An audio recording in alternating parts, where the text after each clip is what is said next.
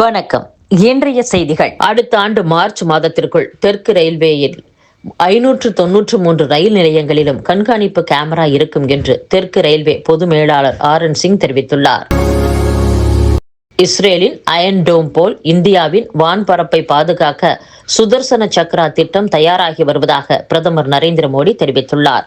உள்நாட்டிலேயே மிகுந்த கவனத்துடன் பாதுகாப்பு அம்சங்களுடன் உருவாக்கப்படும் இந்த வான் கவசம் 2035 முழுமையாக செயல்பாட்டிற்கு வரும் என்று கூறப்படுகிறது.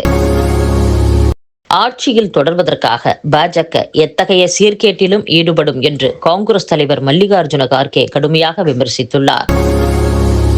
அடுத்த நியூஸ். டெல்லி செங்கோட்டையில் நடைபெற்ற சுதந்திர தின நிகழ்ச்சியில் காங்கிரஸ் தலைவர் மல்லிகார்ஜுன கார்கே, மக்களவை எதிர்க்கட்சித் தலைவர் ராகுல் காந்தி ஆகியோர் பங்கேற்காமல் நாட்டை இழிவுபடுத்தியதாக பாஜக சாடியுள்ளது.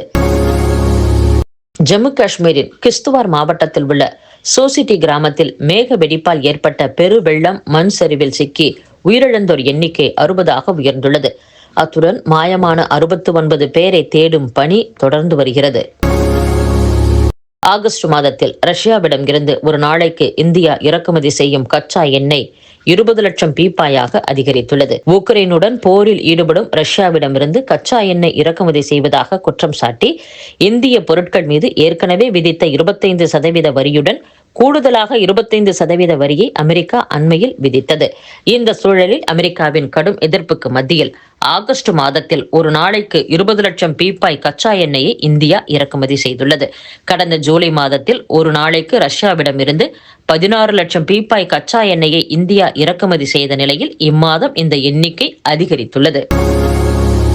பயங்கரவாதிகள் மீது மட்டுமன்றி அவர்களுக்கு புகலிடம் அளிப்போர் மீதும் கடும் நடவடிக்கை எடுக்கப்படும். எதிர்காலத்தில் ஏதேனும் தாக்குதலுக்கு முயற்சித்தால் எதிரிக்கு இந்திய ராணுவம் மிக கடுமையான பதிலடியை தரும் என்று பிரதமர் நரேந்திர மோடி எச்சரித்துள்ளார். பெட்ரோலியத்துறை அமைச்சகத்தின் சுதந்திர தின வாழ்த்தில் மகாத்மா காந்தி உள்ளிட்ட தேச தலைவர்கள் வரிசையில் இந்துத்துவ தலைவர் சாவர்கர் படம் இடம்பெற்றதற்கு காங்கிரஸ் கண்டனம் தெரிவித்துள்ளது. 2ஆம் உலகப் போர் முடிவுக்கு வந்து 80 ஆண்டுகள் நிறைவடைந்துள்ளதை அடுத்து நாட்டுக்காக உயிர் தியாகம் செய்த லட்சக்கணக்கான வீரர்களுக்கு ஜப்பானில் அஞ்சலி செலுத்தப்பட்டது. சர்வதேச விவகாரங்களில் மிகப்பெரிய செல்வாக்கு உள்ள இந்தியா உலகளாவிய முக்கிய பிரச்சனைகளுக்கு தீர்வு காண்பதில் தீவிரமாக பங்களிக்கிறது என்று ரஷ்ய அதிபர் விளாடிமிர் புட்டின் பாராட்டு தெரிவித்துள்ளார்.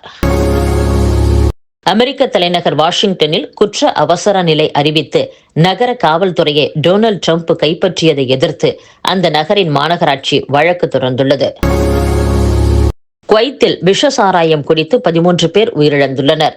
இதில் 6 இந்தியர்களும் அடங்குவர். அந்த நாட்டில் அல் அகமதி மாகாணத்தில் நடந்த இந்த சம்பவத்தில் 21 பேர் பார்வையும் இழந்ததாக அதிகாரிகள் கூறியுள்ளனர். இத்துடன் செய்திகள் நிறைவடைகின்றன. மீண்டும் நாளை சந்திப்போம். வணக்கம்.